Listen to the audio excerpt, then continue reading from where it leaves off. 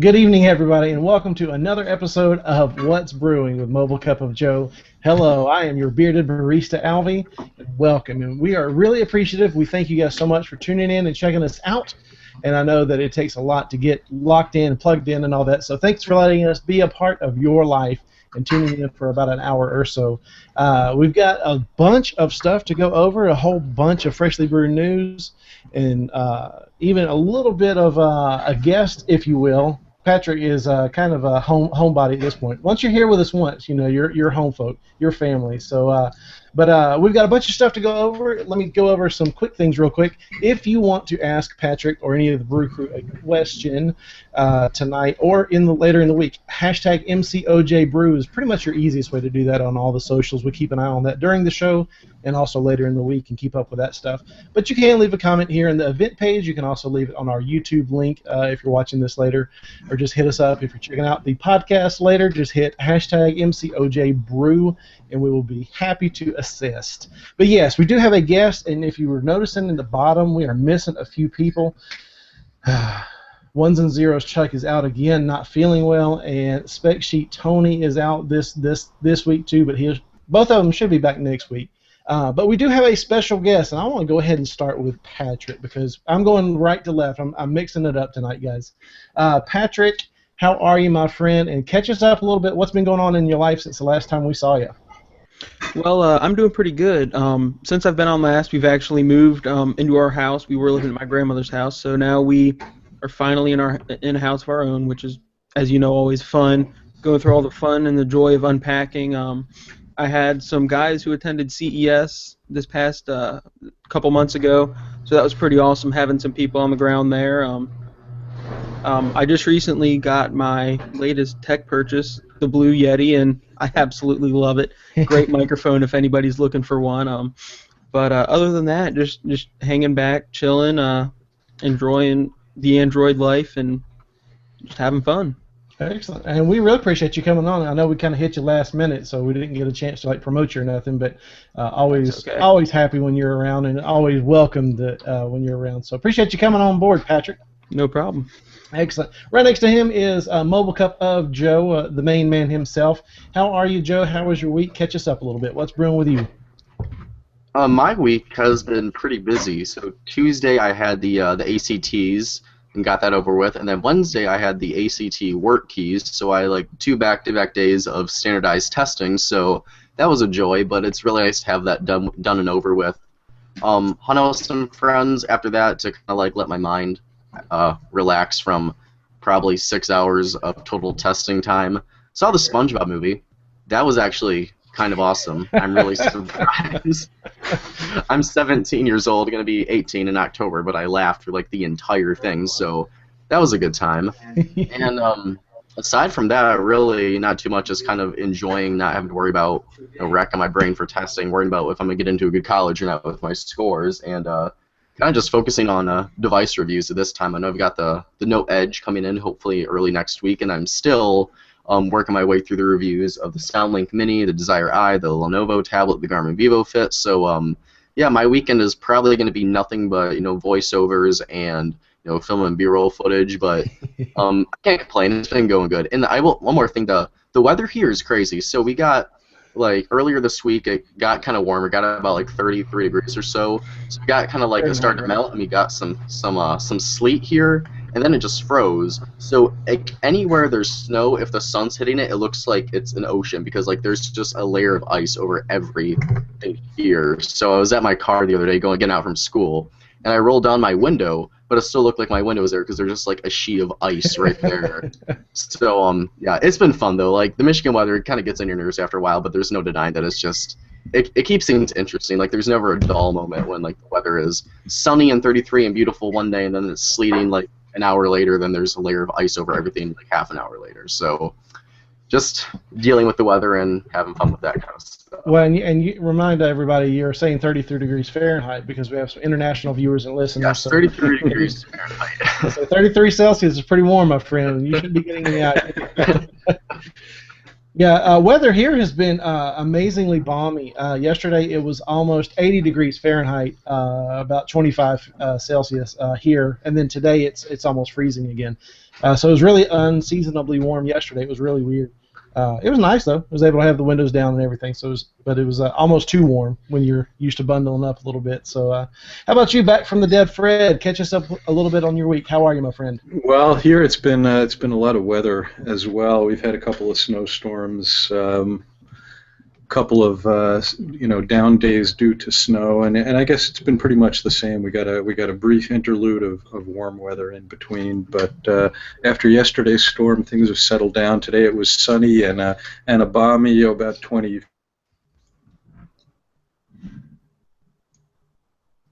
Did we lose him? Might have lost Fred. Fred, come back. Yeah, did you lose me for a second there? Back from the dead. Yeah, it seemed to freeze up for a second there.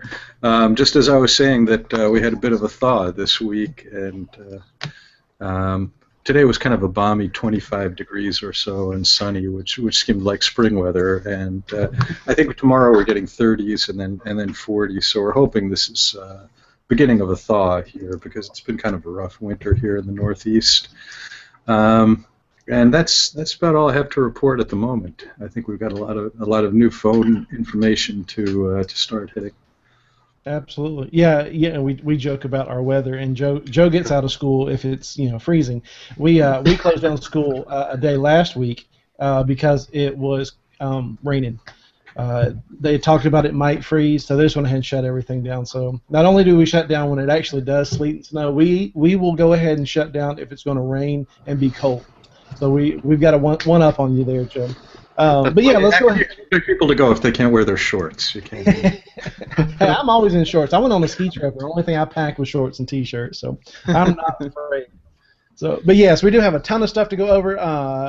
We've got HTC news, Samsung news, Sony news. I can't even talk about that right now.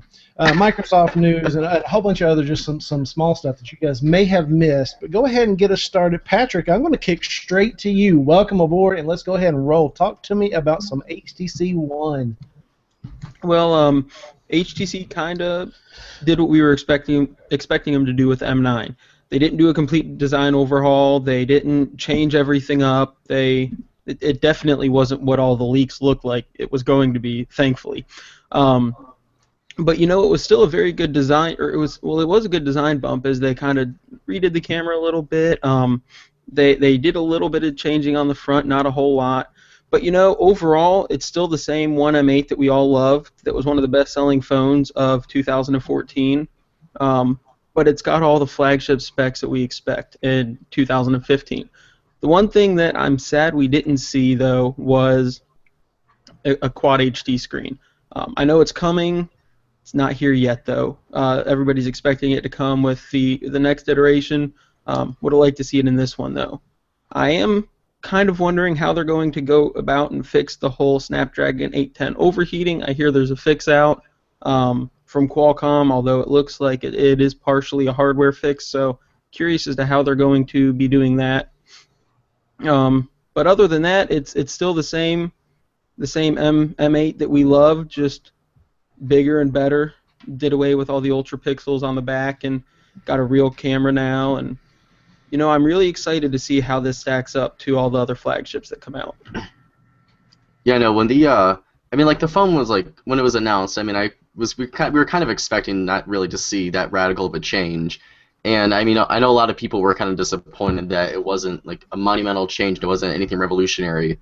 But I think that HTC, they really didn't need to make anything revolutionary, because the HTC One, is kind of undeniably, at least in my opinion, one of the best designed Android phones of the market. And really, if the more I look at it, it's really they just went through. They said what was good about the M8, what was wrong with the M8, what can we do to improve on that, what can we do to keep things with. What can we keep with the M8 and the M9 that worked, and what can we improve? They really just kind of went in and kept what wasn't broken and fixed what was. And it's just subtle things that I'll go ahead and screen share it for our viewers of the podcast. But if you are listening, I know just kind of the small design tweaks HTC made with this thing. Rather than the power button being on the top of it, which is absolutely stupid for a phone this tall, they finally moved it to kind of the lower right-hand side.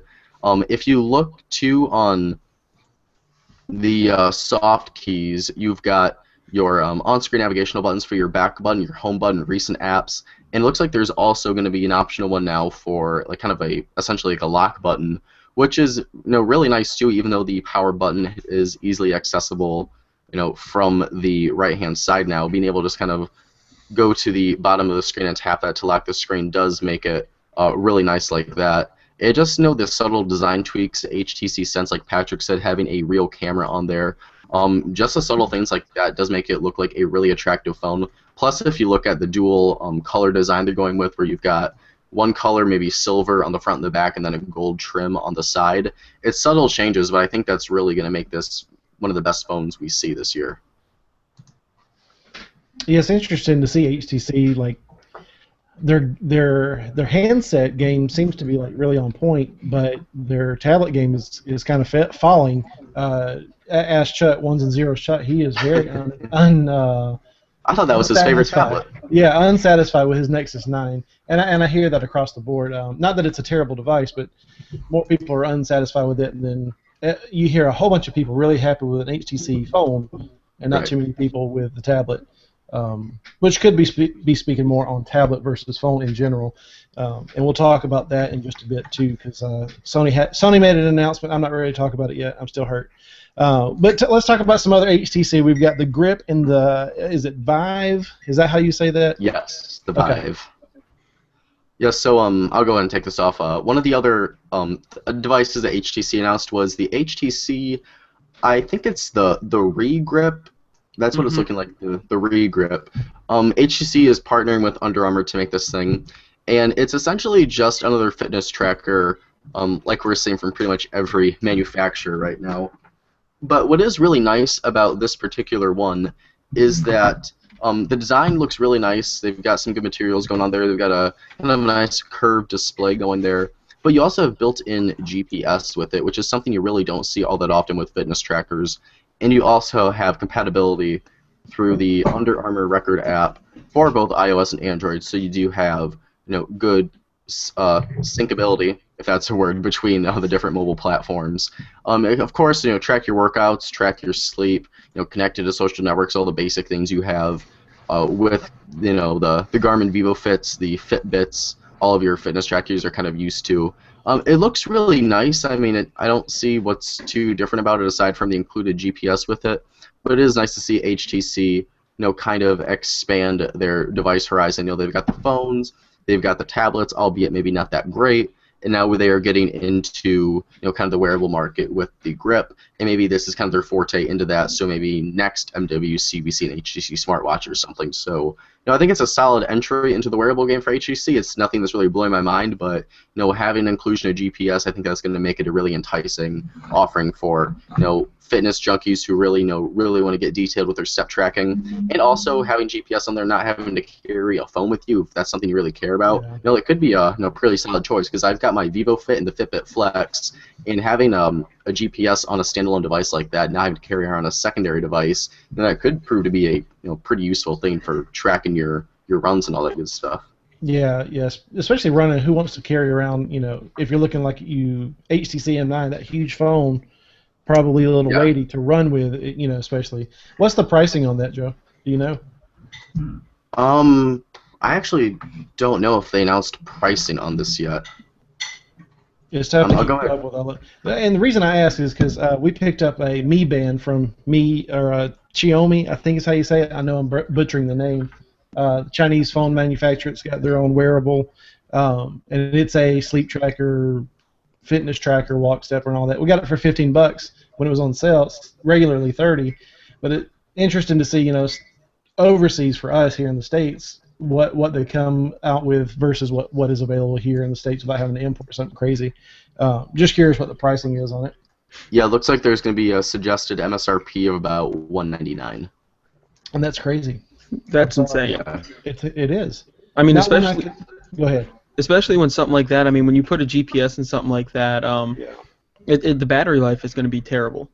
I mean, yeah, and actually, right on HTC's, not to interrupt you, but on HTC's website, they say 5-hour battery life in sport mode, which is ridiculous. That's not even a full run. I understand it's GPS in there, but 5 hours for a fitness tracker is terrible. Yeah, I mean, I've got a Fitbit Flex, and I can go I mean, I've made it a full week with using it for sleep tracking, alarm, everything. Yeah. And I mean, I've made it a full week before I've had to put it on charge. So I mean, Yeah. they could have done better than that. And especially, I mean, if you're looking on the website, it also says waterproof. Okay, well, I mean, waterproof. Okay, so I can go in the pool with it. Yeah, immersible up to 1 meter for 30 minutes. So you can't even go into the shallow end all the way, because most shallow ends in a pool are 4 foot. Well, so you can't even go deep. Yeah, that waterproof enables sweat. That's it. Yeah, you can sweat in it. If you got caught in the rain, caught in the rain, you can't do anything with it. No, you couldn't go. Yeah, if you want to like do laps in the pool with it, you're out. I mean, they should then say it's water resistant, not waterproof. I agree. Yeah, I didn't mean to leave the show for a second, but this Garmin VivoFit I have, this is going for like $70 on Amazon, and the battery lasts an entire year on it. Wow. Wow. Yeah. So, and there's no GPS in there. I just want to like throw it out there. Like we have a wearable band here. I understand there's a GPS in there, so we're kind of talking about kind of different products. We're talking 5 hours to a year, or maybe a week, like you get on a Fitbit Flex. So, it's a cool concept, but I just think that battery life is going to kill it for a lot of people. Yeah. Yeah, I agree. And now, if you want to talk about HTC Re for a second, let me share my screen here. This was my favorite HTC Re accessory here. Let me find it there. Screen share. All right, here it comes. This is the HTC Dyno. This is Oh my god. That's it's a wireless amazing. charger for your HTC Re. This thing like lit up my day. I was so happy when I saw that. For our podcast listeners, real quick, essentially we have the HTC Re, the kind of camera looking thing that looks like I don't know, periscope. Is that the right term? I don't know. Yeah. Looks like the periscope camera, and it's in kind of a case that has a dinosaur body and legs and a tail. The Re is the neck and the head. So it's pretty amazing. Just search HTC Re Dino and you'll find it. Yeah, so that was my favorite HTC announcement, and it's not even I don't think it's HTC's. I think it's another company doing it, but that made me happy. All right, so back on track. This Vive. Who's got the Vive? Who knows anything about the Vive? I have no idea what a Vive is. Tell me about it. Well, I'll go ahead and take this off. I kind of know what the Vive is. So basically, HTC and Valve have been working together on a virtual reality headset. And if you're a PC gamer, Valve is kind of like the overlord and the master of anything that has to do with PC gaming. So I'll go ahead and screen share right now for our viewers right now. For the podcast listeners, right now it's just kind of like promotional stuff. This is HTC's VR Vision, finally the future. It's going to be running Steam VR, which is Steam's new kind of operating system for virtual reality. HTC is partnering with Valve and their Steam VR software to create essentially an Oculus Rift like device. And if you are listening to the podcast, the device is still in its prototype stage, so what we're being shown right now is the developer edition. So we have the goggles and then the front of it with a bunch of sensors kind of just scattered around the front of it. So it still definitely looks like a very, very early prototype. But the thing is supposed to be very promising. You have a resolution of 1200 by 1800 pixels screen for each eye, which is really impressive. And you have a refresh rate of 90 frames per second, which is pretty fantastic for some of the highest specs we've seen for a virtual reality headset so far. Just with HTC working so closely with Valve, who is the creator behind Steam and Half-Life and Portal and all of our kind of favorite PC games, it's really impressive, and I cannot wait to see what else we do get out of this thing. We don't know a whole lot about it just yet. All we really know right now is that Valve and HTC are working on a VR headset, and that's about all we know at the time being.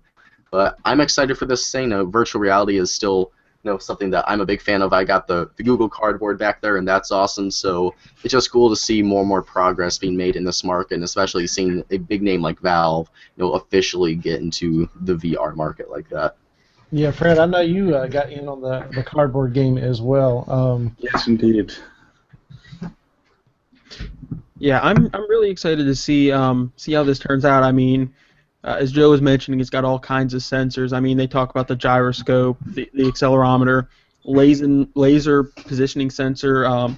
Supposedly, it can take room scale. It's accurate up to 1/10 of a degree when it's doing all of its different, using all the different sensors. So I mean, in essence, it will be able to take whatever room you're standing in and accurately portray everything in that room in a 3D space. So this, I mean, it looks like it is a complete game changer, and the only thing that would be even somewhat similar from what I'm seeing is the Microsoft HoloLens that actually projects the images onto the screen, so you can interact with them. That's what this really kind of looks like. It looks almost like a HoloLens with a lot more sensors, and my guess is it's going to be a lot better pricing than Microsoft. They've not announced a pricing yet, have they?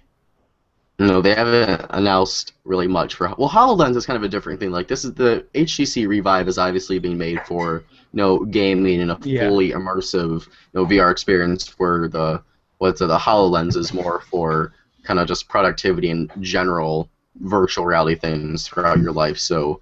But it's actually augmented reality, is it not? You're actually seeing through the lens as opposed to seeing an image. Only your isolation image. That's where the Revive kind of shares a little bit with the HoloLens and differs itself from the others because it is more augmented reality than true virtual reality. It has virtual reality and it is virtual reality, but it also has the capability of becoming augmented reality to where it actually takes the room around you and it transforms that into a gameplay world. Well, that's pretty amazing actually, because it's not as isolationist. It's ended the solipsism of virtual reality, and you're actually interacting with your space at this point. Yeah, I think which obviously has a lot of interesting implications. Yeah, I think keep the refresh rate up so what you're seeing virtually is actually what you're seeing in real life. That would be actually kind of cool.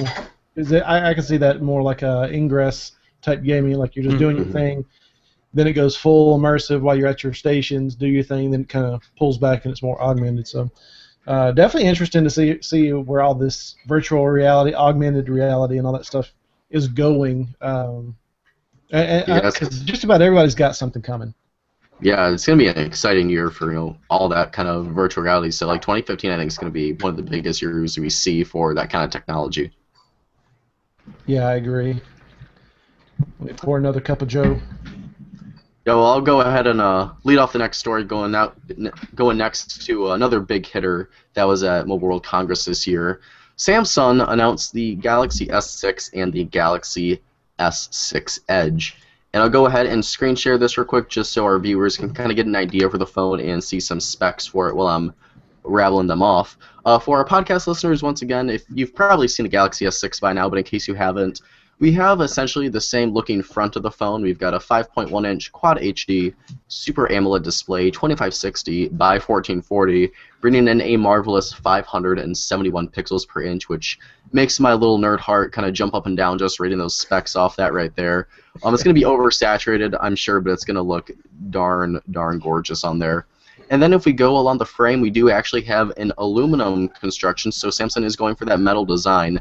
And just from the pictures we've seen so far, from the hands-on videos we've seen from different people at MWC, it actually looks like a really gorgeous smartphone. My only complaint, though, with the design is that there is a dual glass construction. So we have glass completely on the back, which, along with being extra instances and chances for shattering and cracking the phone, it's also going to be a huge fingerprint magnet. Now, Samsung at their press event did say that's Gorilla Glass 4 and you're going to be good, but as we know, Gorilla Glass 4 has actually been on the Samsung Galaxy Note 4, I believe, and some other devices, and as we've seen, those have been proven that just because it's Gorilla Glass 4 does not mean it is not completely scratch-resistant and scratch-proof. But some other quick specs for the phone, we're looking at a 16-megapixel rear-facing camera, a 5-megapixel front-facing camera, 120-degree wide-angle lens. We have a 64-bit octa-core processor, which is actually one of Samsung's Exynos chips. This is not the Qualcomm Snapdragon 810, at least I don't believe it is. And then we also have the Galaxy S6 Edge, which has these same specifications, but is actually curved on both sides of the screen. So unlike the Galaxy Note Edge, which had a pretty dramatic curve on the right-hand side, the Galaxy S6 Edge has more gentle and sloping curves on both the left and the right-hand side. I'll let you guys go ahead and kind of give your 2 cents on this, but for me personally, Samsung has always been a huge name for smartphones, and while I've always been, I always see them as, yes, I understand why they're such a huge company, I've never really been intrigued by their smartphones personally. But for me, the Galaxy S6 Edge really looks like something I would pick up just because having a phone that's curved on both sides, it looks gorgeous. Having those curves, it may not offer a whole lot of practicality, but it looks really nice. I will say it does look like the improvements they made to TouchWiz this time around. It's still TouchWiz, but they are actually cleaning it up a bit, making it easier to understand. Supposedly the lag is gone now. Obviously, I'm going to have to get that for myself to see if that's true or not. But if the lag is gone from TouchWiz, if I can get a skin for the back of that so I don't have a glass, naked glass on the back of it with me all the time. For that display, for those cameras on it, for that curved design, I honestly think this could be a next contender, the Galaxy S6 Edge as my next smartphone. So what are your guys' thoughts on that? Go ahead and jump in there. What do you think about Samsung's next 2 big flagships for the year? I guess I'll be the first one to chime in on this one here. I'm going to do a little screen share here, and if you've not seen pictures of the Galaxy S6 next to an iPhone, you probably should. Our viewers here are seeing a picture right here, and honestly, it's fairly hard to tell which is which. You can look them up online; they're on most of the major blogs at this point. But Samsung really went out of their way with this one to try and copy the iPhone.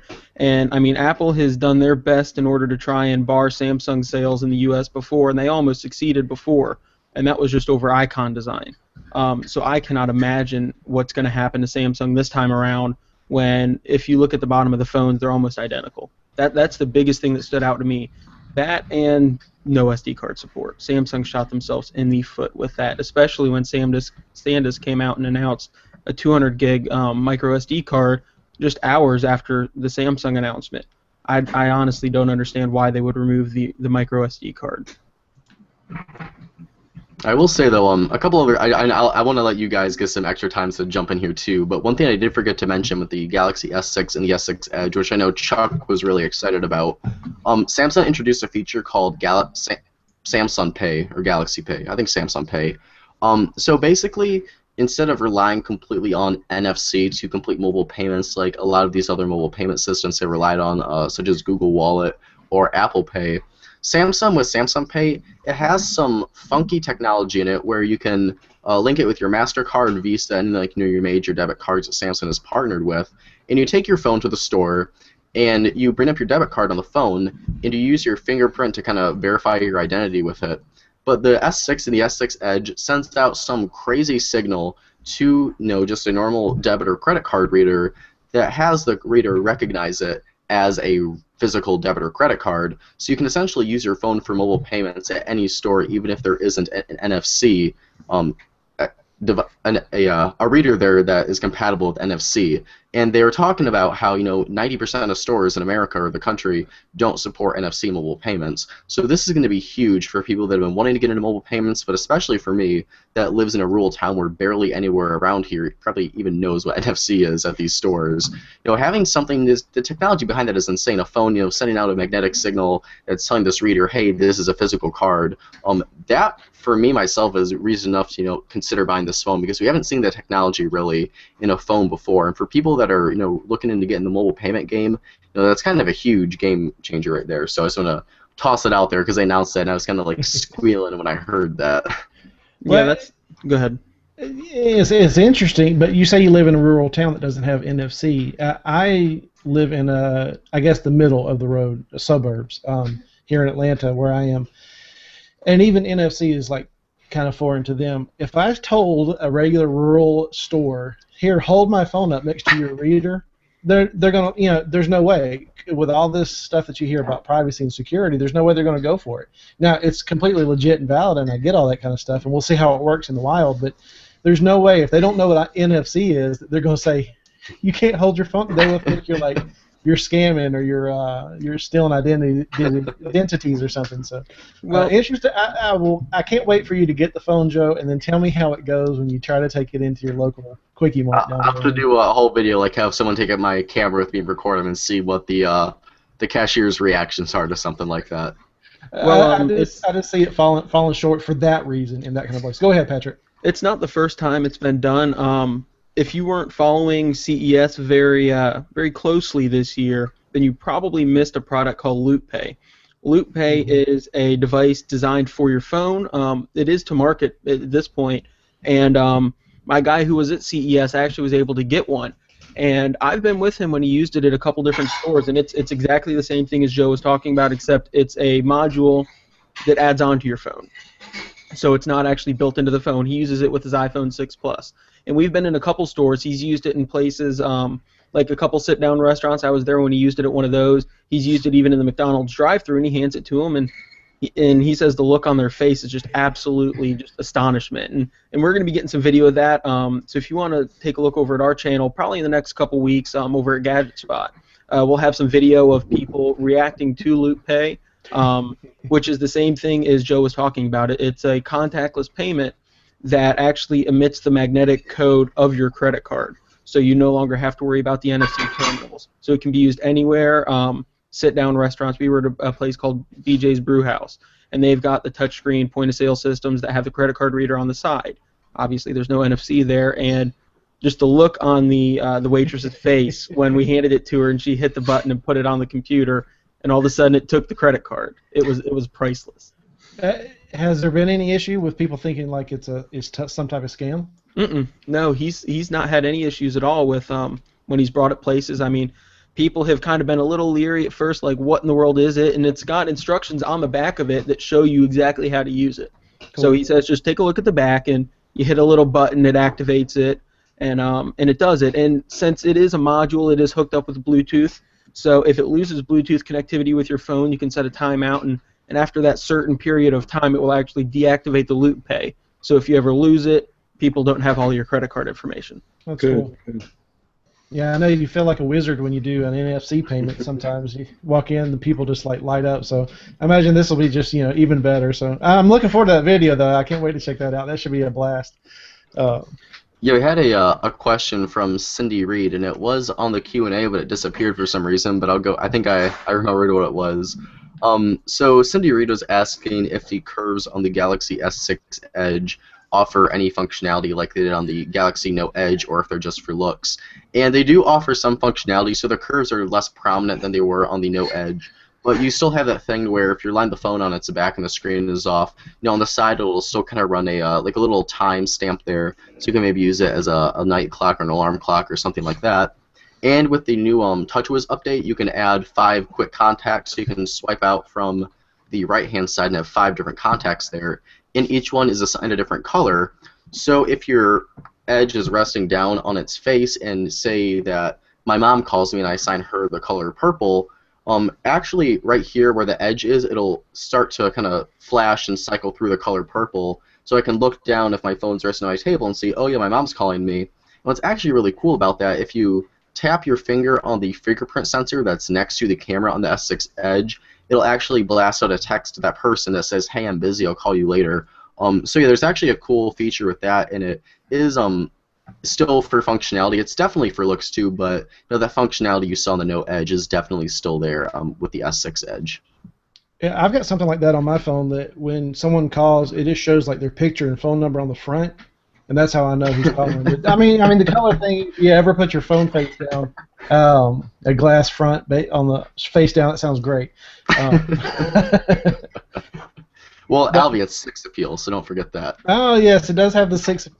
Can we just say that that's like one of the worst marketing things ever? Anyway, moving right along.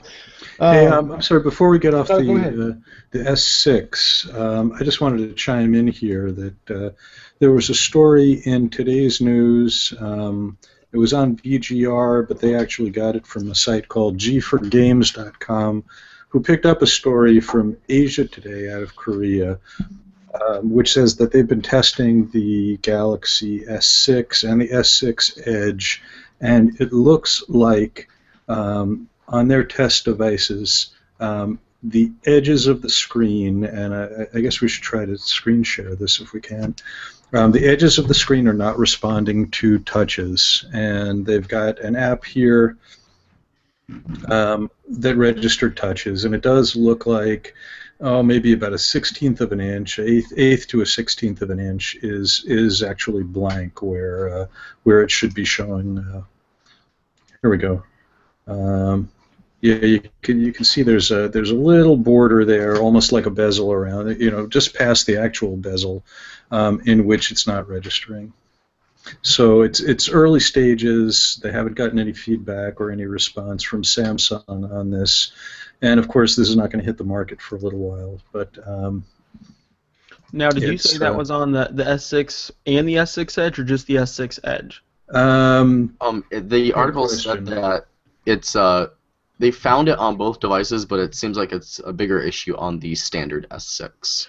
Really? So now that surprises me, actually, because I think it'd be more prominent on the S6 Edge, because most apps like that would need to be adapted to be used with the Edge screen itself. So I'd think maybe it just wasn't picking up the Edge. So that's interesting. But I think the Edge is a separate screen, is it not? Like on the Note, it's not a continuation of the. It is. I believe it is a separate screen, which is why I'm saying on the Edge you'd think, okay, well it wouldn't pick it up on the Edge because it's not programmed to. Most apps like that haven't been updated for stuff like that, especially dual Edge. But if it's working on the Edge and it's not working on the standard, that's pretty surprising. Well, it seems to be not working on both, and the suspicion here is that it's a hardware issue, not a software issue. But I guess we'll see how that plays out. Nobody here has actually handled an S6 yet, so we'll have this to look forward to. Definitely. When the time comes. We'll go ahead and go from Samsung to let Alvie talk about his little baby here, who Sony, we got some news that they're getting the axe a couple shows ago. Now they're kind of kicking out their last final products before we see the ultimate demise of the Xperia line. So what are some of the last and final devices from this Xperia line we got at MWC?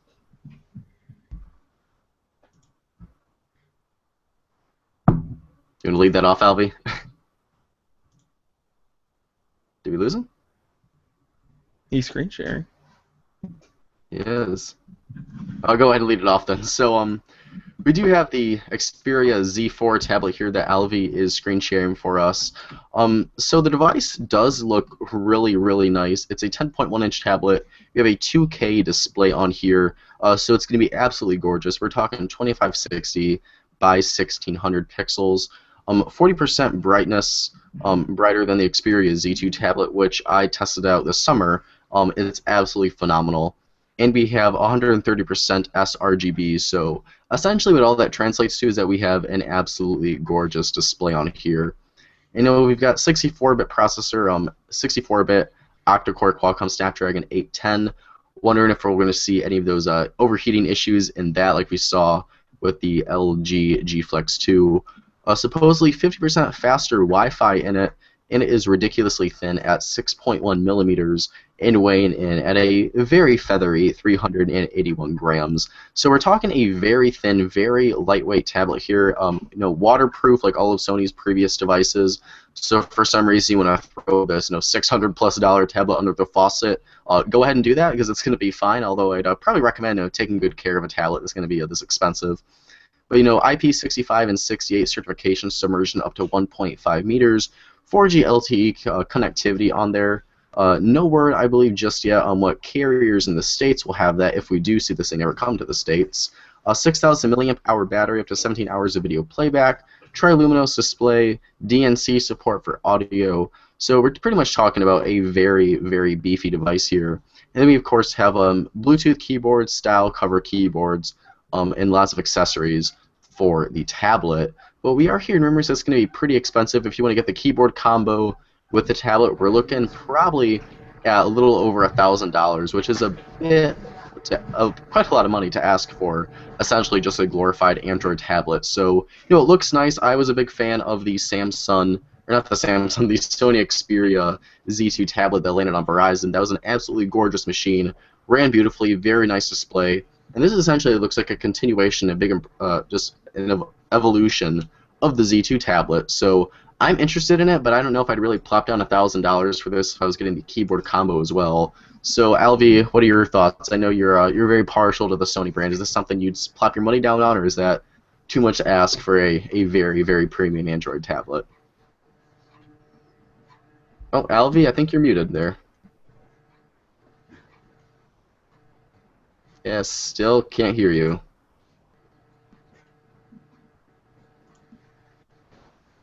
Okay, well, Alvie's going to drop out. Hopefully he'll hop in and get his audio working again. So, Fred or Patrick, what do you guys think about this thing? I've got to echo what you said. $1,000 is a lot of money for even a really, really nice tablet. Yeah, I mean, here's the thing. If you look at any modern tablet today, the only tablet that's even got a $1,000 plus price tag is the Surface, because it's running i7s, it's running 256 gig of SSD with insane read-write speeds. It's got full USB support. It's a real computer, just in a tablet form factor. I mean, at this point, they don't even offer an iPad that's over $1,000. I mean, an iPad Air 2 128 gig with a carrier is only $950. Now, granted, you don't get a keyboard with that, but you can find keyboards for nothing. I mean, you can find a good Bluetooth keyboard for $50 or $100, and at that point, you've got a tablet with internet everywhere you are. It's an iPad, so it's got all the iOS ecosystem on it. It's got 128 gig of storage, and that's all built in, so it's got great read-write speeds. And I mean, it's beautiful, and even then, you're just barely getting to that $1,000 price point. And like I said, the only other tablet that's there is the Surface, which is a true computer, just in a tablet form factor. So I'm not so sure how well this is going to sell at that price point. Well, the Nexus 9 was not too far behind, was it? At about $900, which may be part of the reason that people are dissatisfied with it. Oh, looks like Alvie's microphone is still not working.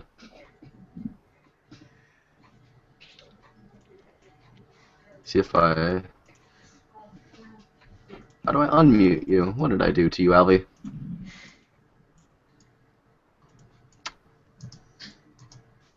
We are not having good luck with Hangouts tonight, are we? Doesn't look like it. What about now? Can you hear me now? Okay, Yeah, there we go. there we go. All right. All right, we got Alvie back. I'm back. I'm sorry about that. My Blue Nessie's acting up on me, so I'll just use the hardware. We actually just purposely muted you for the Xperia discussion. I know. I was ready to go off on it, and here we go. No. Quick answer, no. I would not spend $1,000 on this thing. I absolutely love the Xperia line. You guys know this. Huge fan. It's fantastic. But I'm not spending $1,000, which I know it's speculation at this point. But mine, when I imported this 8-inch tablet, was $550, $600. So I can't see that it wouldn't be under $1,000 for both, especially. But no, I won't. Especially when they've already announced that they're kind of giving up on the line. You know, if he said, yes, we're going to support the Xperia line for the next 2 years through 2017, sure. But when you already have told me no, absolutely not. I'm not going to spend $1,000 on an Android tablet, especially. Even if it has some extra functionality and all that kind of stuff. I'm sorry. I can't justify that price. And now it's awesome. It's thinner and lighter than my current tablet. It'll float on top of water if you hold it just right. That's beautiful. But no, I'm not going to spend that much money on an Android tablet, even if you are going to support it. But definitely not for a something that you've pretty much already told us that no, we're going to bail on you. Yeah, I mean, like, at the end of the day, like, you can make it the display as beautiful as you want. You can make the battery as big as you want. You can make the processor as, insane as you want. But at the end of the day, it's still an Android tablet, and it's still going to have all the limitations that any Android tablet on the market has right now. Yeah, I agree. Yeah, now if they come out with the keyboard and the tablet for $400, I probably would jump on it. But that ain't going to happen. That's not happening. No. All right, so we've got some Microsoft news. Fred, talk to us a little bit about Microsoft. All right, Microsoft was certainly not absent at MWC and has chimed in with their offerings, and I guess a little bit surprisingly, they did not roll out a flagship type phone. What they did roll out was Lumia 640, which appears to be almost like a minor upgrade to last year's Nokia Lumia 635, which was really an entry-level Windows phone. So Lumia 640 is like I said, it's really coming in as kind of a slight upgrade. It still only has the Snapdragon 400. They have gone to a full gig of RAM. 8 gigs of storage, and a slightly bigger screen. They've gone up to a 5-inch screen, whereas I think the 635, which I have one of here, is 4.7, I believe. It's only 720p resolution. It will take a 128 gig SD card, but not too much, other than a slightly bigger screen, slightly more RAM. It's not a huge upgrade over the 635, other than the fact that it'll be running Windows Phone 10. They do have an upgraded, which is really just a larger version of the same, with almost identical specs. The Lumia 640 XL really just went from the 5-inch screen up to 5.7. Same 720p resolution. The one, I guess, real enhancement here is that it does jump up to a 13 megapixel rear. Might have lost Fred again. There we go. Oh, sorry. No, you're good. Where did we lose me? I think you just said about 13 megapixel camera, and that's where you dropped off. Oh, yeah, okay. Yeah, it's got the 13 megapixel camera, but it's still got the same Snapdragon 400 1.2 gig processor, the same 1 gig of RAM, 8 gigs of storage, but larger screens. So if you feel cramped with the 5-inch phone, this one jumps up to more of a mega-sized screen at 5.7. It doesn't compare with Alvie's 8-incher or whatever you're up to over there at this point. But and I think it's got in addition to 13 megapixels, it's got a slightly upgraded camera lens and so forth. It's got a Zeiss lens and an LED flash, which I don't think the base level 640 has. Yeah, it does. Oh, it does. I'm sorry. Mm-hmm. Still in all, it's a relatively minor upgrade and still a pretty entry-level phone, although it does look like the price ticket is going to be a little bit higher. 635 has been available at around $100. I'm seeing this coming in at about 150 to 155, just judging by the price that I'm seeing here, which is 140 euros, and that's for a 3G version. Apparently, they're releasing it in 3G and LTE versions. The 3G is going to be about 150 to 155. The LTE is supposed to come in at about 175, and then on the XL about 210 and 245 respectively for the 3G and LTE versions. So it's still a relatively entry-level phone. I'd be interested to see how it looks. I have not seen Windows Phone 10 yet, so I'll be interested to play around with that a bit. But I don't know if they're going to sway a lot of people over. It is a low-priced phone. If Windows 10 is user-friendly, they may sway certainly first-time buyers and people who are looking to make a plunge into smartphones but don't want to spring for a $600 flagship phone. Yeah, I mean, I really like this announcement.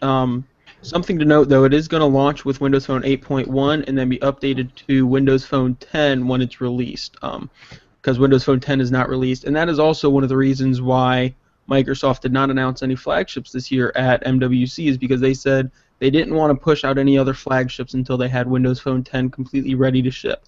And I admire that, not pushing out unfinished software or even last year's software on current flagships. Most Android hardware manufacturers wait until the latest version of Android's released to release their next phone. We saw that with Lollipop, and I admire Microsoft for not pushing out huge phones without having proper software. And something else I really admire is that they stick with an IPS display. A lot of people go with the AMOLEDs and the Super AMOLEDs and all that, and the OLEDs and stuff like that, but nothing really can replace an IPS display in my opinion. It is the best display on a phone, I think. Right, and like with these lower end devices too, like they may not be that exciting, but it's also Microsoft's way of getting their name out there. And that's no longer the Nokia Lumia brand. Like people can see with these releases that yeah, it's a Microsoft Lumia now. So by the time that their big flagship comes out when Windows 10 for mobile is like ready to for the masses, people will be familiar with. They've seen all of these, Microsoft Lumia devices, these lower end devices that have come out. So they'll kind of have that presence in the market as Microsoft Lumia once it's time for the flagship to come around. So I do think, yeah, like Patrick said, they're playing it smart with not releasing a flagship until they're firmly ready to go with their software like that. Yeah, it does make a good walk up to a flagship when you do some releases like that. Good point. Yeah, and then something else to note is that they do have the 1 gig RAM, like Fred said, and if you don't know, I'm a huge Windows Phone junkie. I've got 4 or 5 in my room alone, and 2 more. I've got the 1020, the 1520, 2 920s, the 620, a 521. I love them. And with 1 gig of RAM, you will be able to play any of the games on the Windows Phone store. There's only a handful of devices at 2 gig of RAM, and I think there's only one, and it's the 1520. So it does have flagship specs at that point. And something to notice that it has over most of the lower-end Android phones. Most of the lower-end Android phones can only have an SDHC card for the micro SD card, which is only up to 32 gig. I've got a couple LG L90s as well, and I've got a 64 gig micro SD card, and it just can't handle it. Now, with this being able to handle up to a 128 gig micro SD card, that also means, in theory, now we don't know in practice yet because we've not been able to test it, but in theory it should be able to handle the 200 gig SanDisk card that was announced at MWC as well. And anything beyond that, as long as it stays with the SD XC, the extreme capacity form factor. Yeah, so we'll go ahead. We got a quick Q&A comment from Cindy Reed once again. She said, thank you, and she said, Alvie, that girls like having curves, so...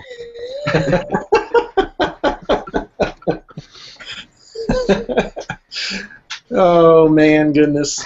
Yes. Agreed. Yeah, so a couple quick little stories right here before we get into some juicier ones. We saw another thing announced from Microsoft that I thought was actually really cool. It's called the Microsoft Universal Foldable Keyboard. So essentially, this is a very compact keyboard.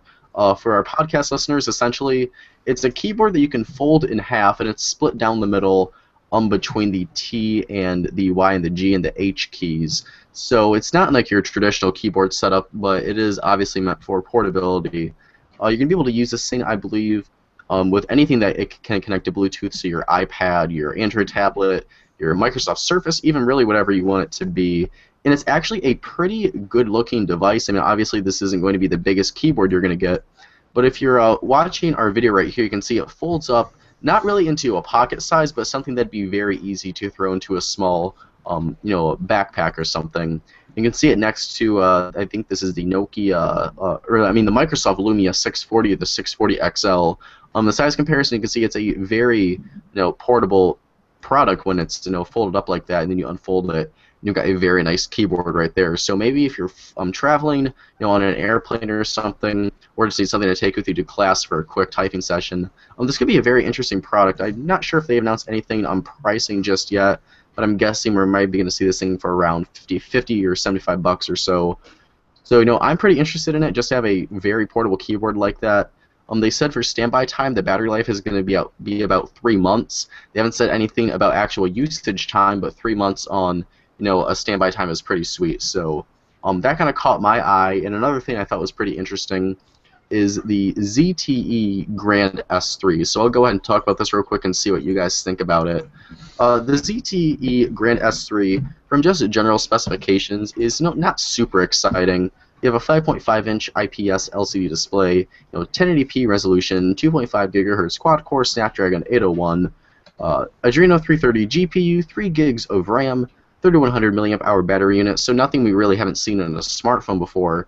But the real kicker here is that it's got a retina scanner on the front. So it's utilizing an 8 megapixel front-facing camera to do this, and essentially what the camera does, it uses something called iPrint ID technology. So it uses the 8 megapixel camera to capture a video of your eyes, but it can also capture the blood vessels inside of your eyeballs. So essentially, we're talking retina scanning here on a phone. And it's kind of surprising to see this come from a company of ZTE, of all companies out there. So I'm really not sure how well this is going to work. ZTE isn't really, the most reliable manufacturer of smartphones out there. So it's kind of interesting to see them take such a big technological leap with something like this. Fingerprint sensors came out, and a bunch of companies tried to do it, and kind of the lower-end manufacturers tried to do it. It really wasn't the most accurate thing out there. So, how do you guys feel about a company like ZTE kind of pioneering retina scanning for a phone? What do you think about that? At least they didn't try and go with a 5-megapixel camera on the front to do it. So I mean, at least they went pretty good. I mean, they put an 8-megapixel camera on the front. Most phones have between 5 and 8, so they're on the higher end there. And with all that being said, it's really down to software. So it's really just going to be how well they built their software to do it. You can have the best hardware in the world and not have the right software, and it's not going to work. So it's really going to be something that it's going to have to be hands-on to see. And also, as we saw in that screen share you had there from Android Authority, with glasses, there's going to be glares on the glasses. So I'm going to be interested to see if I get one to test out how well it works if I'm out in sunlight and my glasses have tinted or whatever, because that's really not going to work well if you've got glasses like me that auto tint, because then you're going to have to be taking off your glasses to have it work, or any number of things. So I'm just going to be, it's really going to be something that we've got to see, I guess, in order to believe. Yeah, it's cool to see too. Like I said, I'm just kind of lenient to see how ZTE handles it, but I'll give them the benefit of the doubt and hopefully get to try it out when it comes out and see how well something like that does work. So we've also got some news about Huawei announced the watch. So that's the title for it, the Huawei watch. So Patrick, what is going on with that Huawei and the very aptly named watch? I'm really excited about this. I didn't follow MWC very closely, but this one I followed not a whole lot, but more than everything else. And I am extremely excited to see this come out. It's got some one-ups from just about every other Android Wear watch out there.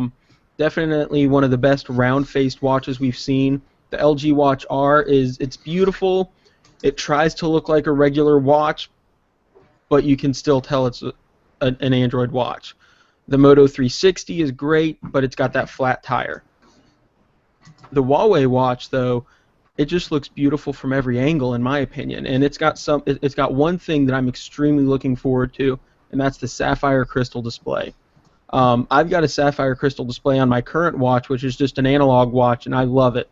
It's been dropped on concrete. It's been hit up against metal. It's been hit against the wall.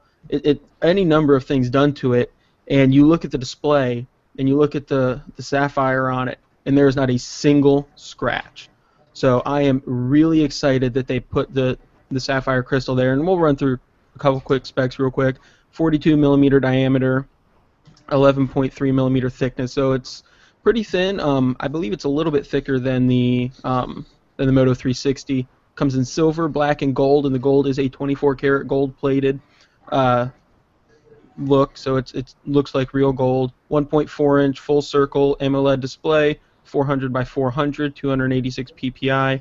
Like I said, it's the sapphire crystal. It's made out of stainless steel, so hopefully we won't see a whole lot of that cracking that we saw on the Moto 360. It's obviously running Android Wear, 512 mega RAM with a 4 gig ROM, so you should have enough space on there. Bluetooth 4.0, 4.1. Obviously the gyroscope, accelerometer, barometer, vibration motor, everything built-in mic. Still only a 300 milliamp hour battery. I was kind of hoping to see a little bit more, so we'd have a little bit longer battery life, but I guess everything's still in the first generation, so we'll get that hopefully next time around. But other than that, it just looks absolutely beautiful, and I really hope that they don't absolutely butcher the price. So what do you guys think? Honestly, I mean, I love my Moto 360. Like, this is without a doubt the best smartwatch I've ever owned, and I've gone through the Pebble Steel, the Samsung Gear Live, this, and numerous wearable devices. So I'm absolutely ecstatic to see a watch this good. I'm really surprised we're seeing this from a company like Huawei. They really don't have that big of a name in the U.S., so I'm thrilled to see a company like this that's Actually, we've been hearing a lot of rumors that they're going to make a big push for the U.S. in 2015. But I'm really excited to see what this thing brings. We've got heart rate tracking out here. We have a full circular design, which, as much as I really have gotten over the flat tire on the Moto 360, I do see it every now and then. It does get kind of annoying. So having a completely circular display is really nice. I like the positioning of the button placement on it. The metal watch band looks absolutely gorgeous on this thing.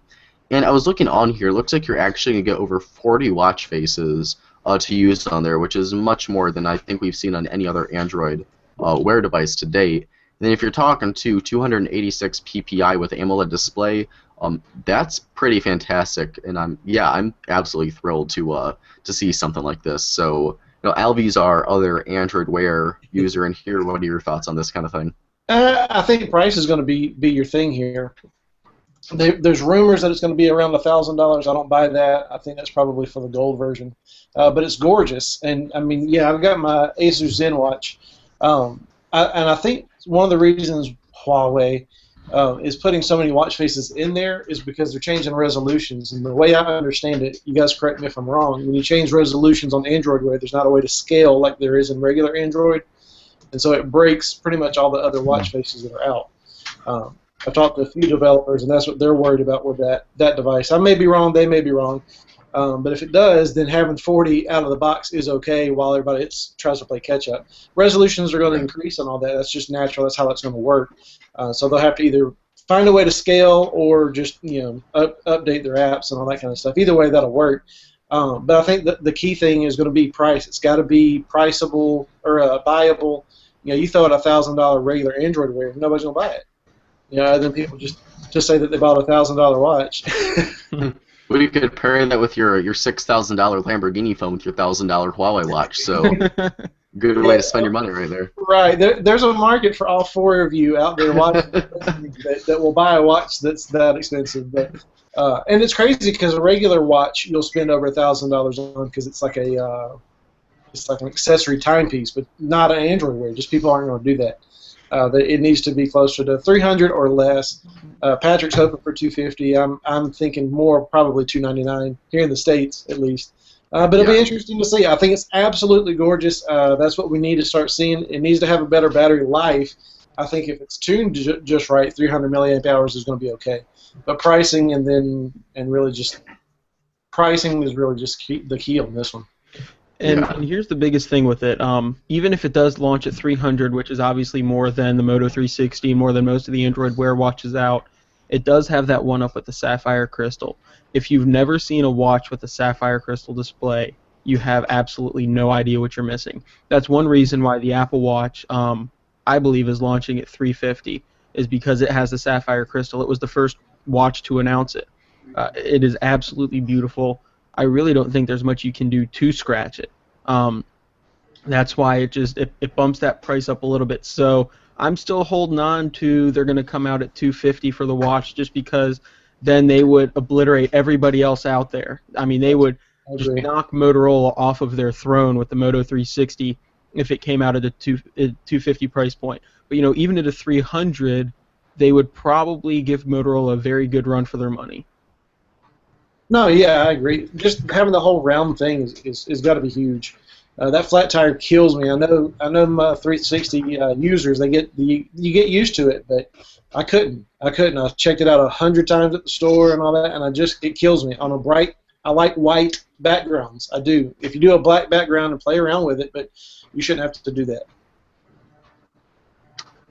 Yeah, so we'll have to wait and see on the pricing for that. But another thing that wasn't MWC, was at the Game Developers Conference, I believe. Maybe it was MWC, I don't know. There's too many conferences going on right now. But we did have the NVIDIA Shield console announced. So I'll go ahead and screen share this. I apologize, I really do, for our podcast listeners. We're doing a lot of screen sharing tonight. But NVIDIA did announce the NVIDIA Shield. So not to be confused with the Shield portable kind of gaming controller that came out a year or two ago.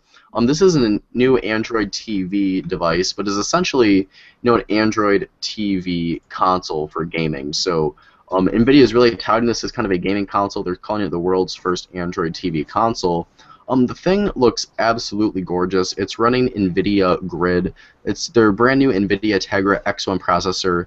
which has 256 core NVIDIA Maxwell GPU with 3 gigs of RAM in there. So we're talking serious horsepower in here, and you're gonna be able to play PC games on here. You know, Borderlands, Metro Last Light, Batman Arkham Origins. You're gonna be able to stream, you know, PC quality games onto this thing. So not going to be limited to Netflix and you know, Leo's Forge. You're going to have legitimate, you know, console games on this thing. But you can get the Shield controller. Supposedly, it's going to be able to stream up to 1080p 60 frames per second, which, if that is true, that's going to be incredibly impressive. Because if you're talking Netflix or just any other streaming service, you know, it's usually about 1080p or 720p at 30 frames per second. And game streaming is a lot more intensive on your internet than, you know, just standard video streaming, because it's also requiring user input on that end. So if they can get up to 1080p 60 frames per second, that's going to be very, very impressive. So I am really thrilled for this. You know, I've got 16 gigs of storage on here. You can expand it, I believe, with a micro SD card slot, and then you can purchase the controller right here, or kind of a similar remote that we saw with the Nexus player with the optional voice input. So, you know, I've got a lot of streaming boxes at my house. I've got the Roku 2 XD, I have the Roku 3, I have the Chromecast, and I have the Amazon Fire TV. But this looks like a killer device right here. It's kind of what we needed from the whole kind of micro console thing. Not really the Ouya. For a micro console, this is really something that could compete. I don't really want to say with the PS4 and the Xbox One, but it has the potential there. It's going to go for $199, and if it can deliver on the claims it's making, this could be one of the most impressive streaming boxes we've seen in quite some time. So I know I'm thrilled for it. So are you guys excited for this, or are you kind of, you know, outdone with all of these streaming, you know, boxes and sticks we've seen in the past few months here? No, I'm super excited about it. Have you heard of anything? I haven't yet, for like a mouse and keyboard kind of combo for gaming? For the Shield, like, have they announced anything specific for the Shield like that? Yeah, for gaming side. I don't know if they've announced anything like related to it, but there are USB ports in it, so I'm pretty certain like you'd be able to plug in any, you know, mouse or keyboard setup you'd want to use, and like they haven't announced an official like keyboard and mouse for the console, Right. but you can plug in, you know, like any setup you have for gaming and use it with it. Because Yeah. I think that's going to be huge for PC gaming people. Oh, yeah. That's Yeah. why I love playing on a PC, but I can't keep up with I can't keep making rigs. I couldn't afford Right. it, so I got out of it and started going console. And it's got a controller, and that's great, but there's nothing like having that keyboard and mouse and being able to just tear up a game, especially if you're that into that kind of thing. So if it offers that, you know, especially with all the other stuff, but $200, that's killer. I mean, that's, you know, and everybody's going to start barking, you know, this is the end of consoles, and like, okay, whatever. But I think it's a great way to get people to buy another console, because really that's what you're talking about. This is console quality, but it does so much other stuff that Microsoft and Sony have been like touting. You know, this is going to be your multimedia center. This is going to take over your living room. And the PS4 and the Xbox One and all that stuff, and the ones before it haven't done that yet. I've got one and I play games on it, but it does not run my living room. Where I think something like this, an Android TV that can connect to your smartphone, work fast, but also do some of this more powerful stuff, I'm down. I say sign me up. And you know, Right, like- go ahead, Joe. Oh, go ahead, Patrick. You know, looking at it, if you actually look at the whole specs and everything, it supports 4K Ultra HD at 60 frames per second. Actually, capturing up to 60 frames per second. So it looks like it might even have a built-in capture card. And if it does support 4K, my hope is they're going to be pushing out updates that will allow, at least over Ethernet, because it's got gigabit Ethernet on it, for 4K streaming from your PC. Because if it has the processing power to support 4K, then it should, in theory, be able to support 4K video streaming from your computer as long as it's connected via gigabit. It does have wireless AC, 802.11 wireless AC, 2x2. So it does have that wireless capability, but you're still going to have the lag there. But since it does have gigabit Ethernet, I'm really hoping that they push out an update to allow 4K streaming. If they do, then it would obliterate most of the consoles, at least now, because even the Xbox One, it's having to upscale its games to 1080, let alone 4K. Right, I think too with this, like Nvidia said that you're going to be able to pay for like a subscription service to stream games too.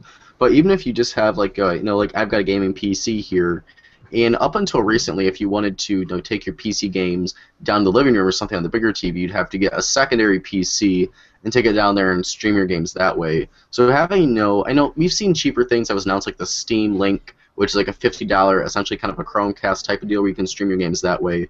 But having the NVIDIA Shield for $200, where it's essentially a console in itself with all the horsepower, it's essentially kind of like a little mini PC, so you can put that maybe in the living room, have your gaming PC upstairs, and stream your library to that too. So there's a lot of different use cases you could use this for. You can stream your games to Twitch on it. You can play. You can sign up for the subscription service on it. You can stream the games you already own on Steam with your gaming PC. You can watch Google Play Movies, Netflix. So this is really shaping up, I think, to be one of the most impressive and one of the most capable streaming boxes I think we've really seen in the market to date. And with any of the other streaming boxes out there, Chromecast, Fire Stick, and all that, are any of them 4K? I don't believe so. I think this is one of the first 4K streaming devices. Is even the Nexus Player 4K? That's something that I honestly don't even know. I think this is one of the first 4K Android TV devices that have been put out. Yeah, I think you. Yeah, I know we haven't seen like many Android TV devices, but I think you might be right about that. So yeah, that in itself is damn impressive right there. Yeah, and I mean it's going to kill somebody's internet because you're talking streaming, especially if you're playing like multiplayer. You're going to stream that at 4K and also upload to Twitch at the same time and try to get some like live, let's play thing going. Man, it's we handled that last week with the no fast lanes and all that kind of stuff because we're going to kill some internet.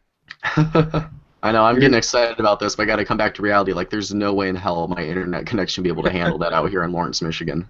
No. Well, I mean, the streaming would be done over the LAN, so that would be fine. Now, the uploading to Twitch, now that's another story, but streaming your games locally, that shouldn't be an issue at all, because that should all be run over the LAN. But yeah, that broadcasting to Twitch in 4K, I can't imagine that. Yeah, no, not live especially. I mean, that'll just kill it. That'll kill the processing power, let alone the internet. Right. Get that right.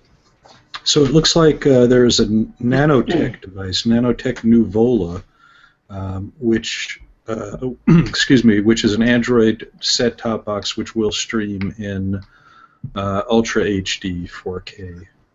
Okay. But that appears to be the first one out there, but it doesn't appear to have gained very much traction in the market, does it? Yeah, that's one nice thing about this. I mean, it's got NVIDIA backing it, and obviously NVIDIA has very deep pockets. Mm-hmm. To say the least. Yeah, so I got a quick story right here before we move on to bigger and better, kind of a couple last stories to round out the show. We talked about Pebble Time on the show last week. And right on the heels, I know you've been longing to see what's going to come after the Pebble Time. It's been a week since it's been out. We got to see what's next from Pebble. But we do have what's next, and then we have the Pebble Time Steel, which is a very stupid name, but it is official. It's essentially the Pebble Time, but with a completely metal chassis and leather and metal watch bands. Now, it does look nice. I will give it that. But I saw this picture right here, and that bezel is absolutely ridiculous. For our podcast listeners, just go to I don't like recommending The Verge, but they do have a good picture of it here. Go to The Verge and look up their hands-on time with the Pebble Steel. That bezel right there I was actually excited for this watch until I saw that picture 30 seconds ago, and I'm completely turned off from it. Because having a bezel that big, that's really, really going to detract from your experience with the watch. Because one of the great things about the Moto 360 is that there's really no bezel to this thing, and it really makes for a lot more immersive experience. It makes it look like a legitimate watch. So the Pebble Time Steel, if you go back on Kickstarter right now, you can get it for $250. If you pledge that money, you'll get a watch when it does ship in a couple of months. But the regular retail price will be $299. Now the nice thing, like with a previous Pebble Steel, you will get a leather and a steel strap. But with that bezel and with I don't know. I want to be excited for this because I love Pebble as a company, but that bezel is really, really killing it for me right now. That's a lot of wasted screen. It is, Yeah. especially on it's that was the e-ink or whatever it's called. It's not like a screen. It's just crazy. Like mine, I mean, I've got bezel on mine, but it's not like anything like that's on the Pebble Time. It's just crazy. And Tony mentioned it last week. The Pebble Time looks kind of childish, but at least it still looks better in general. But yeah, $300 for that? No, thank you. Yeah, I've got to share one more picture that I just found on here. So if you look really closely at this, you can see what's being displayed, but kind of along the whole edge, there's a screen that's not being used at all. So it's almost like it's rounded here around the corners, but since the display is square, it just you guys seeing that right there? Wow. So essentially, we've got the display is completely square, but the way they rounded the frame right here, basically it just looks like it doesn't match at all. So that right there kills it completely for me, because essentially you're really just not matching your interface for your watch. So I don't know why Pebble did that. That's a huge, design flaw right there. So like I said, I want to stay optimistic about this product, but I just don't see how anyone would plop down $300 for that, especially if we can get, hopefully, a Huawei watch for about the same price, if all turns out to be true. $600 million on Kickstarter, so... I mean, I'm going to play devil's advocate here a little bit. I mean, with that display, we could be seeing pre-production, so hopefully, I mean, I want to give them the benefit of the doubt and say production is not going to have that issue, because it looks like it's just an undersized screen. But you don't know. You've come to expect a lot from Pebble. They're one of the biggest. I mean, they started basically the smartwatch craze.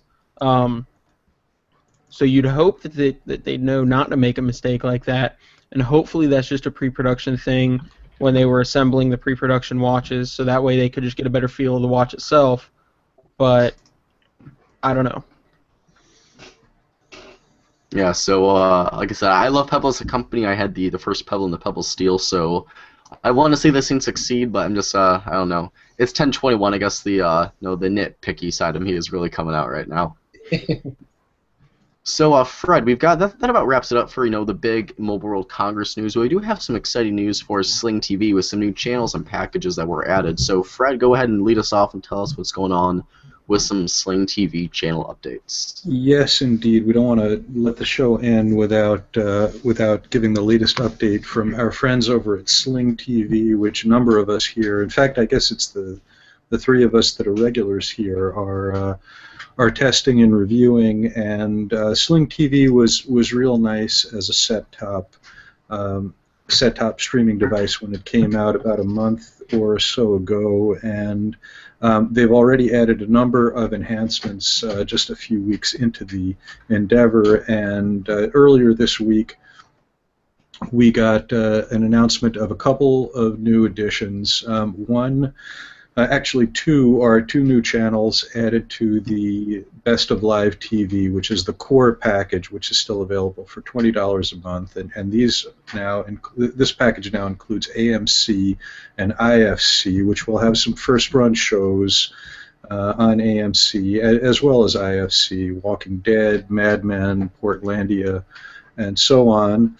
And in addition to that, there is now a Hollywood Extra package, which is an additional $5 a month, and that's going to have more movie content from a number of Epix channels, Sundance TV, and there will be a follow-up with some additional movies on video on demand, pay-per-view essentially, coming from Epix, as well as Sundance, AMC, IFC, a couple thousand more new movie titles are going to be added. So Sling TV, we love you here, and it just seems to keep getting better and better as the weeks go on. So we love you guys. If you're listening, Danielle and friends over there, thanks so much, and we can't wait to see what comes next. Yeah, I'm actually blast with Sling. I love it. Go ahead, Joe. I was just gonna say it's like really impressive to see a company. I get they're kind of a subsidiary of Dish Network, which is a huge company, but Sling TV is kind of its own brand new service. So I just think it's ridiculously impressive to see, their base channel gain 2 additional channels, actually more than 2 additional channels since it was originally announced, and then all these extra packages here, especially epics. There's a lot of good movies on there, a lot of movies that came out really within just the past year or two. So. And also with those ones too, with all the Epix channels, you can go back up to 3 days of programming on that. So you can't really DVR the movies on there. You can essentially go through 3 days of movies and pick out a movie whenever you want to see it, as long as it's been run on the channel within the past 3 days. So I know I'm absolutely thrilled with it. I've got the Hollywood Extra package on my Sling TV, and yeah, it's been awesome just to have so much content be added to the service that's only been live for, what has it been, like a month now? Right, something like that, yeah.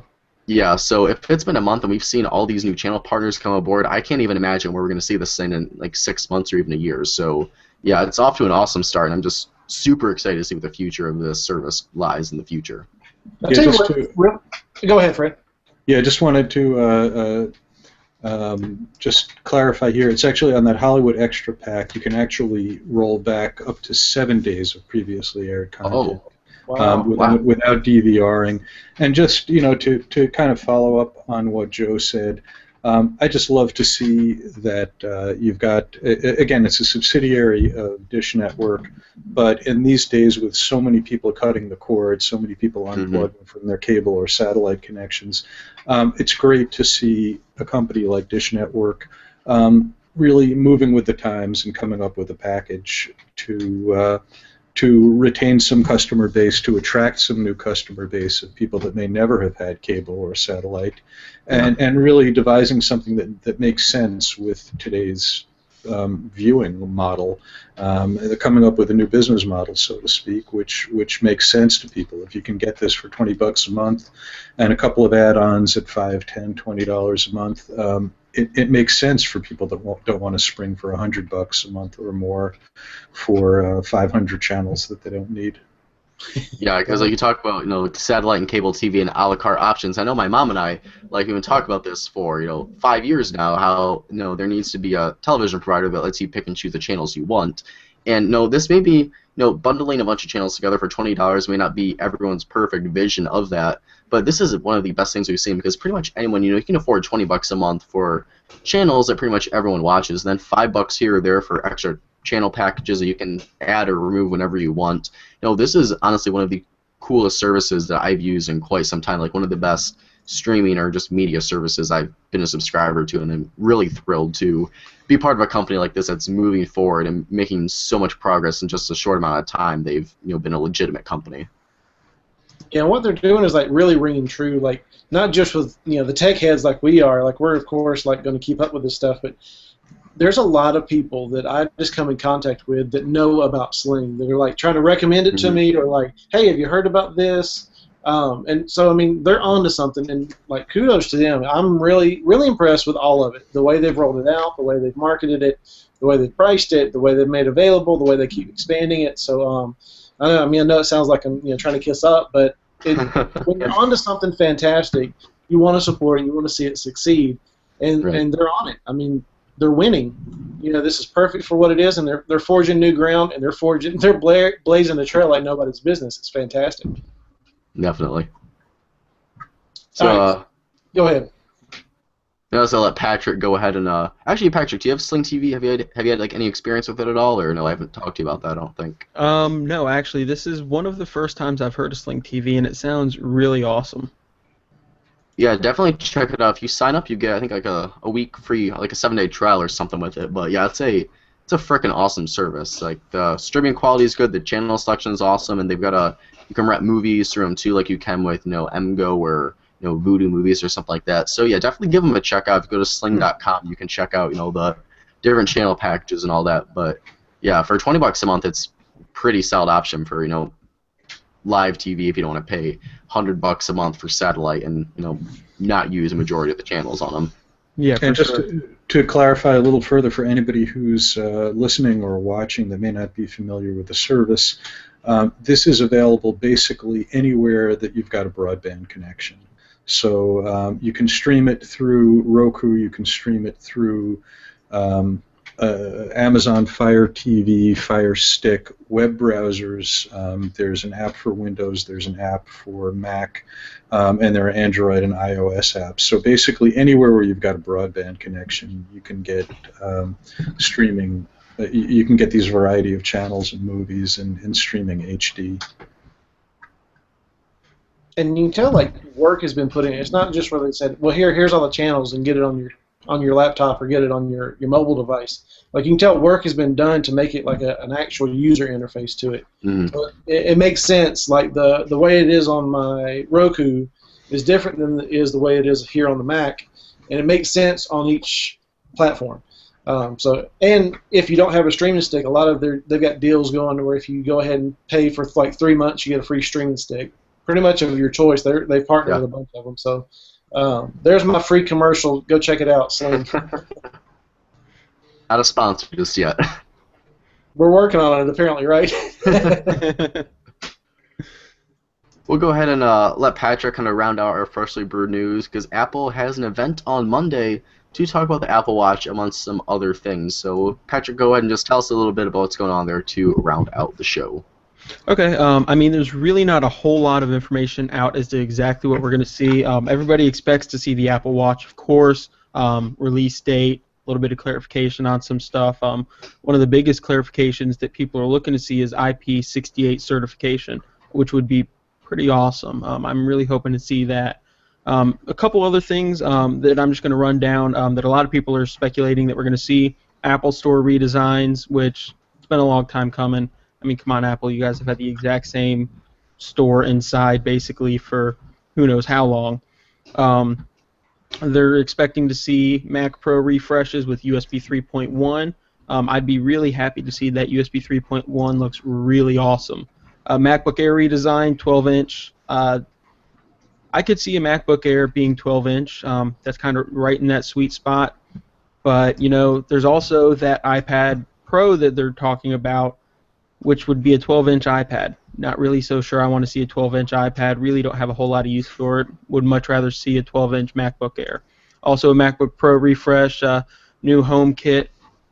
A lot of people are looking to see HomeKit, which is Apple's home automation software.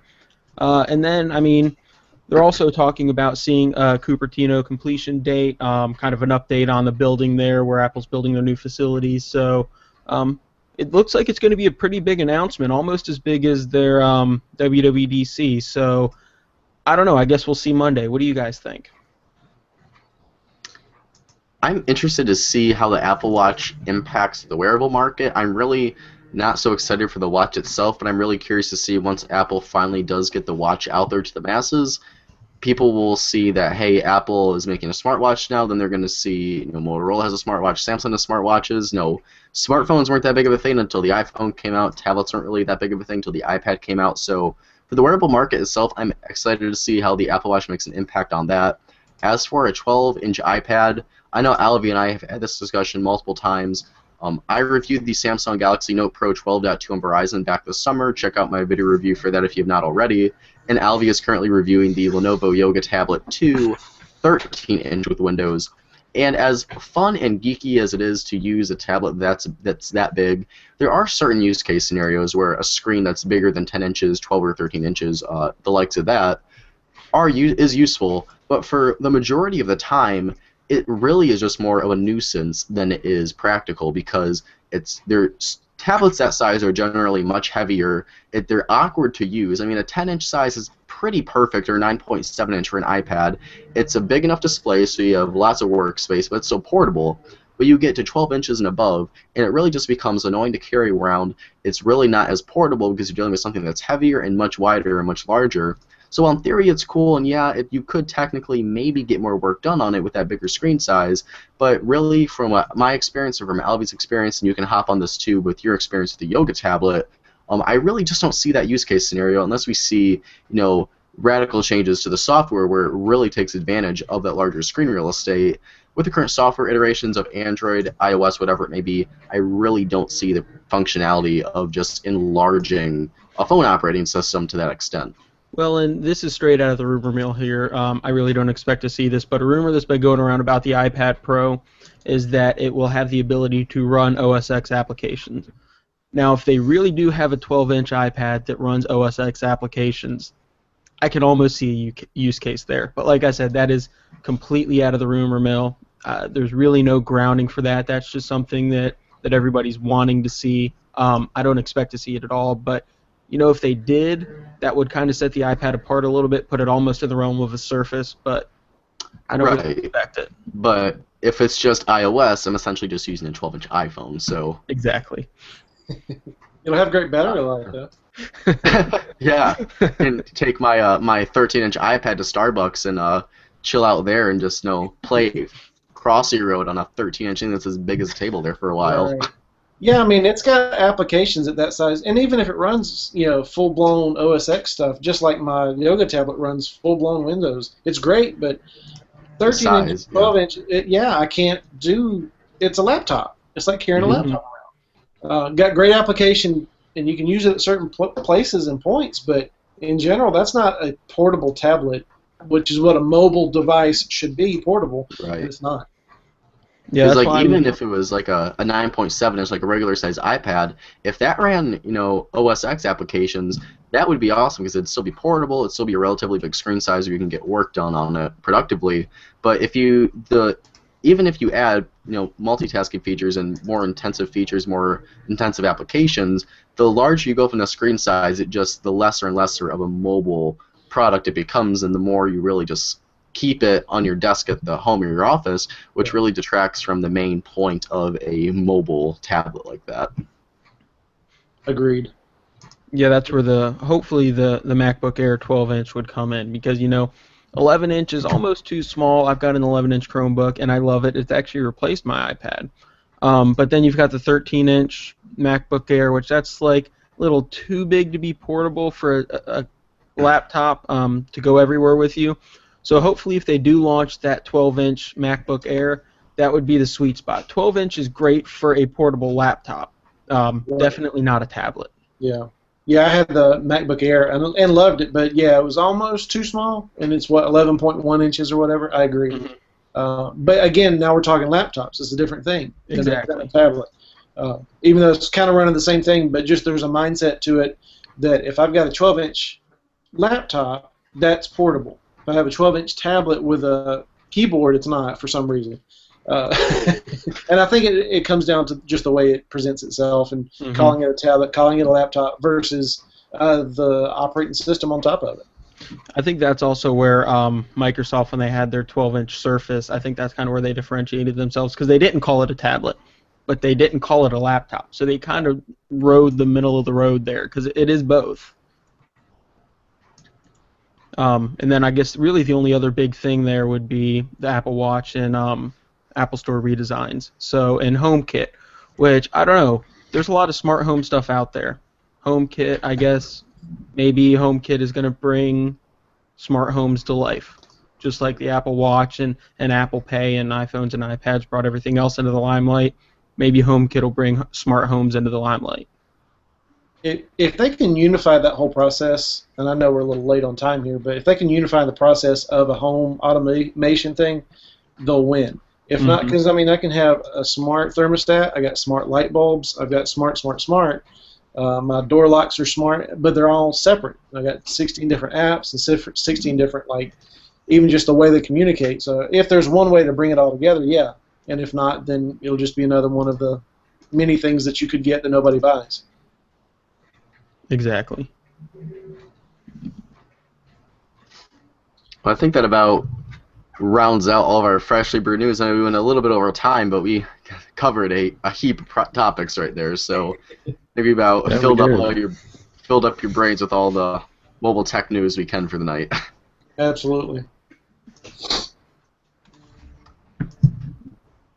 So, Alvie, wanna go ahead and give us our outro? I would do it, but my voice is slowly degrading into nothing right now. Yeah, that does take care of a lot of stuff. Patrick, thanks a bunch for showing up and being a part of tonight's show. It was a blast. Always good when you're there. A bunch of good topics, good conversation, good points that you bring out. Always good when you're on here. So thanks so much for coming on, Patrick. No problem. And yes, we did miss you, Spec Sheet Tony, and we did miss Ones and Zeros. You guys send them a shout out on the socials. And so let's find out what's going on. Fred, real quick, what's going on for you for this next week? Well, hopefully some thawing and Right. reduction to the size of these snow mountains outside of the end of my driveway, and we've got some stuff here to review as well. I've got some headphones from A Audio, and still have not actually reviewed the Galaxy Note, which has been sitting here for a while, and I just got a tracker sticker that arrived the other day, which I have not opened yet. So we'll have some stuff going on here as well, and like I said, hoping for that early spring thaw. Yeah, I didn't see what the groundhog said, but hopefully it's early spring for you. Well, we've already had his. We're about 5 weeks into his 6 weeks. Oh, good. All right. So, yeah. About time to make the turn there. Exactly. All right, Mobile Cup of Joe, what's going on for you this week, bud? What is going on this week? I actually think I'm just kind of taking it easy right now. Testing is all done. I'm really just focusing on my reviews for like the 4 devices I have right now and getting ready for a Samsung Note Edge that's coming in. So I think this weekend, just take it easy, relax. The testing is over. I think I've said that like 5 times throughout the duration of this show. Yeah, honestly though, just going to be recording voiceovers and B-rolls because I'm kind of behind on all these products I've got right now. So this next coming week, you should see a heap of content coming on the Mobile Cup of Joe YouTube channel, because if you're ready for reviews and setup guides of VivoFits and Bose SoundLink Minis and HTC Desire Eyes, which there will be selfies aplenty in that review. So it should be a good time for all the reviews and lots of content for the channel. Sweet. How about you, Patrick? What's going on for you with all of your doings there for the next week or so? Not much. Working on getting some reviews out. Enjoying the beautiful Florida weather. We were 85 degrees yesterday, so you gotta enjoy that when it's 85 and sunny outside in the middle of March. So just enjoying that, having fun. Definitely playing with the Blue Yeti. I absolutely love this so far. It just came in today. I've got a set of speakers here, the Kenevo M2 Bluetooth speakers. I'll be honest, I did not expect what I got out of them. They sound better than my 200-watt LG sound system that I've got out in the living room, and they cost $80, and they're 53 watts. It is absolutely amazing. So yeah, I'll be reviewing that shortly. Got several other things down the pipe that we'll be working on over at Gadget Spot. Definitely working on that video of Loop Pay. I know there's a lot of people who are going to be interested to see that because not many people have them. So it'll be fun to just go around to different places, different types of establishments, and get video of people reacting to having something accept a credit card when it's not a credit card. Yeah. Hey, Patrick, while we've got you, go ahead and tell everybody how we can find you. Where can we find you on YouTube and all the socials and all that? Okay, for me personally, I'm on Google+, Patrick Campanelli. On Twitter, I am pcamp96, PCAMP96, and then I really hate Facebook, so I rarely use that. On YouTube, you can find the website, my website, Gadget Spot, youtube.com/GadgetSpot. That's GADGT Spot. And then we have GadgetSpot.com. We're also on Google+, Twitter, and yes, we are on Facebook with Gadget Spot, but again, it does not get used very much. So yeah, you can find us at all those places. You can definitely check out the website. I know content's been a little bit lacking lately, but I've been in the middle of moving and trying to get things going. Content will be picking up here shortly. Not only written post, but some videos as well. I've got a lot of stuff from TAC4Men. I don't know if you've ever heard of them. They are a cell phone accessory company. So I've got some windshield mounts and stuff from them that are pretty awesome. I absolutely love them. So we're going to be getting some videos up of them as well as some written reviews. So yeah, be sure to stay tuned. Sweet, yeah. And again, we appreciate you coming on board. But yeah, and that does it for this show. Just a reminder, you can, if you have any other questions for Patrick or any of the Brew crew here, hashtag MCOJBrew on any of the socials. but you can also leave a comment here on this video or on the event page, and we'll get with that just as soon as we can. We'll get your response back. But yeah, we're all over the socials too. Pretty much if there is a social, we're there. So Google+, Twitter, MySpace, Instagram, Snapchat, Facebook. By the way, if you want to see something fantastic, you can check out Joe and my's Dub Smash Battle 2015 all over Google Play. I am winning right now, and I'm just waiting for your next response because I've got one ready. But go check us out. We're all over the place. MCOJ Brew, pretty much type that in any hashtag, and you'll be able to find us. But I'd like to make a correction to Alvie's statement. I'm actually winning the hashtag Dub Smash Battle 2015, so we got confused with his wording right there. So he's trying to catch up to my post. So just want to clarify that right there so that the viewers don't get confused with faulty information out there. Listen, I know this is Mobile Cup of Joe, but you are interrupting rudely on a lie. You are lying on this show. Well, we'll let you decide. Hashtag Dub Smash Battle 2015. Check it out, and you decide who's winning. We got a few extras from Tony, and some of the other guys are trying to put some out too. So, but anyway, yes, somebody is winning, and we'll figure out who that is later. But yeah, for Fred, Joe, Patrick, Chuck, and Tony, and myself, the Bearded Barista, thank you guys so much for watching and listening. Sorry it was a little long tonight, but we got a lot of stuff for you. So we will be back at 9 p.m. next Friday Eastern Time. Thanks so much for watching and listening. Good night. Good night. Good night. Good night.